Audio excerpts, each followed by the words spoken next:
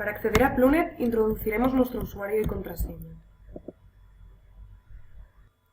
La primera pantalla con la que nos encontramos es el dashboard, al que tendremos acceso también desde este icono de aquí. Desde esta pantalla podremos consultar todas nuestras tareas de traducción y nuestras facturas, que ahora mismo están vacías porque acabamos de crear la cuenta. Desde esta caja de aquí tendremos acceso a todas nuestras tareas de traducción y podremos consultar su estado, y desde aquí pues tendremos acceso a las facturas.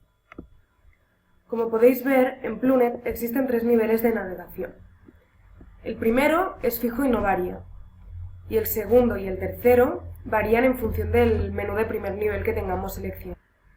Desde My Data podremos acceder y modificar toda la información relativa a nuestro perfil de traductores. Desde Orders tendremos acceso a todas las tareas de traducción que tengamos en marcha y es desde donde haremos la carga y descarga de archivos a traducir. Y desde Invoice podremos crear las facturas de los servicios prestados una vez el gestor de proyectos nos haya aprobado las tareas de traducción. Por ahora no nos vamos a centrar en los menús Order ni Invoice, ya que los explicaremos en otros vídeos, y vamos a centrarnos en el apartado My Data, en el que introduciremos toda la información relativa a nuestro perfil de traductores. Este apartado va a ser muy importante para el gestor de proyectos a la hora de seleccionar los recursos, por lo que tenemos que prestar mucha atención al introducir la información. En primer lugar seleccionaremos la forma en la que queremos que se dirijan a nosotros, introduciremos nuestro nombre,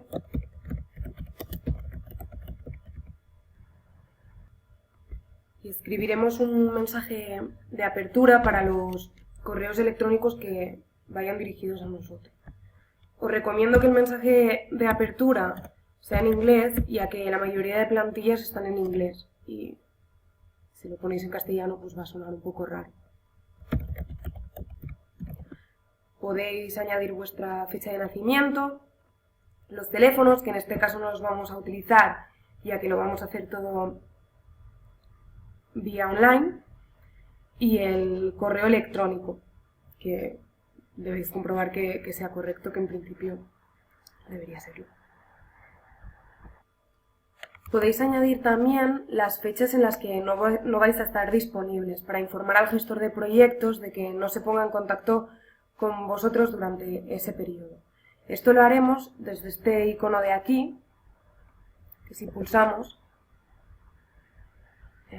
podemos añadir las fechas en las que no estaremos disponibles. Por ejemplo, podemos poner Semana Santa, que es el 2 de abril de 2015, a el 6 de... Si queremos, podemos añadir un motivo, que en este caso serían vacaciones, y añadir algún comentario. Clicamos en Save y se guardará la información.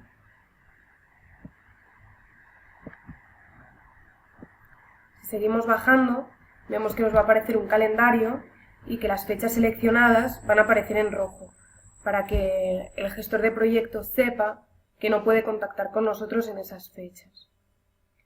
Si seguimos bajando, tenemos el apartado Contact Person. Este apartado sería útil si fuésemos el recurso principal de una empresa de traducción, pero como estamos creando un perfil de autónomos, vamos a dejarlo en blanco y no lo vamos a utilizar. Si continuamos bajando, tenemos el apartado Address, que es lo mismo porque es el apartado del correo postal, y como hemos dicho antes, vamos a hacerlo todo vía online, o sea que puedes dejarlo en blanco también. Y a continuación nos encontramos con el apartado Property. Este apartado es uno de los más importantes de vuestro perfil de traductores, ya que el gestor va a realizar la búsqueda de recursos externos a través de la información que vosotros introduzcáis en esta sección. Si clicáis en el menú desplegable os aparecen varias opciones, y si clicamos en Education podemos introducir nuestra formación.